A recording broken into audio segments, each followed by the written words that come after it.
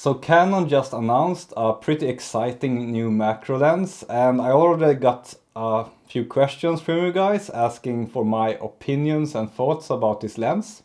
So in this video I thought I would just share my initial thoughts about the new Canon RF 100mm macro lens after just watching the very few YouTube videos that are out there yet and reading an article on DP Review about this lens. So first of all, I'm really excited that Canon actually are bringing some innovation to this macro lens. I was very much expecting them to just do like a copy of the old 100mm L macro lens for Canon EF and just make it a bit longer to adjust for the flange distance on the Canon RF mount. But no, they are actually doing a couple of unexpected improvements of the lens. First of all, they increased the maximum magnification to 1.4 instead of just 1x. 1x has kind of been the industry standard now forever, and the only manufacturer so far that have broken out from that and gone all the way to 2 times magnification is, as you might know, Venus Optics with their Lauva lenses. And that is also why I love the Lauva lenses so much, that you can actually go beyond 1 time magnification. So 1.4, it's not the same as 2, but it is a lot more than 1 time, so I'm really excited about this. And the innovation doesn't stop there. They also introduced a new ring on the lens, which is the SA ring, or spherical aberration adjustment ring. And this is something that most people haven't heard of, I think. This function basically makes you able to adjust the look of the bokeh in the foreground and the background, and you can basically make the bokeh a bit harsher and make it more onion ring like. And actually this kind of feature exists in a few other lenses. Nikon has something called defocus control. You can search for that term on YouTube to see some videos on how it can look on the Nikon lenses. Most likely it will look similar on Canon lenses. You can also use this feature to get kind of a glowy look to the photos, more like a vintage look. In some cases it makes for a very cool effect, but I think for most people it will probably be hard to use this ring in a way that makes the photo actually look better. There are so many ways to use it to make the photo look worse, but definitely a fun and interesting feature that I would love to try out.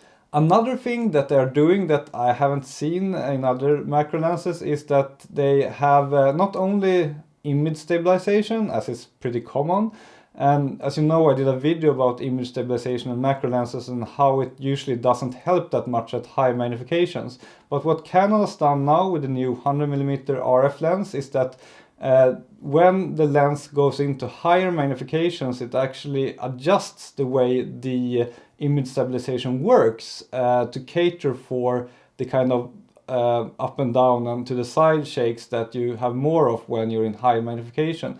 So I'm really pumped to get to try this when this lens comes out, and one day hopefully I get my hands on a copy of it, because this might mean that the image stabilization actually helps in high magnification, which has not really been the case earlier in earlier macro lenses. The size and weight of the lens is almost exactly the same as a comparable Lauva 100mm macro lens. It is 730 grams. And that is a bit more than the 650 grams that the Lauva 100mm weighs, but you also have to take into account that the Canon lens has autofocus, which the Lauva lens does not have. So that's pretty good then with 730 grams. That's not like too much. It is 148mm long, the Lauva lens is 155, so almost the same. One place where it does differ though a lot from the Lauva 100mm is in price. The Lauva is $450 and this lens will be priced at $1,400, which is a lot of money for a macro lens. I still don't think it is justified. I mean, the Canon RF lens lineup so far has been really stellar, excellent optics. They have been expensive, of course, but you get what you pay for with these lenses. And now with this new macro lens, I have no doubts at all that it will be terrific in terms of optical performance.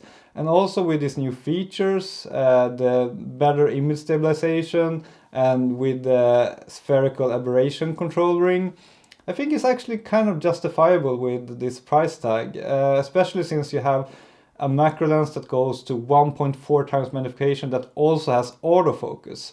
The autofocus, I don't use it in macro photography, but if you're buying this lens to use it for other things as well, like portrait photography, the autofocus is really helpful, of course. And if you want a macro lens that goes to more than 1 time magnification that also has autofocus, this is the only lens on the market right now.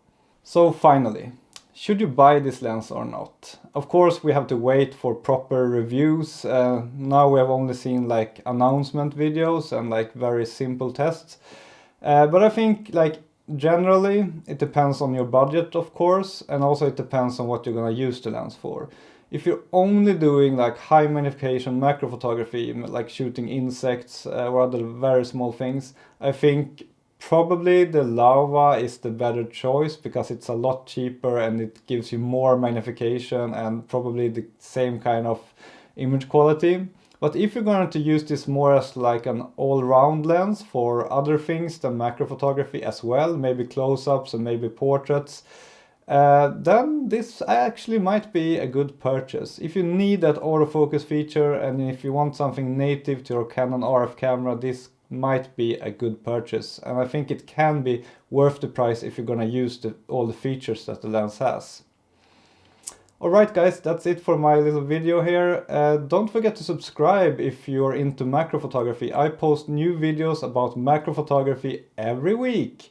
And yeah, see you soon again. Bye bye.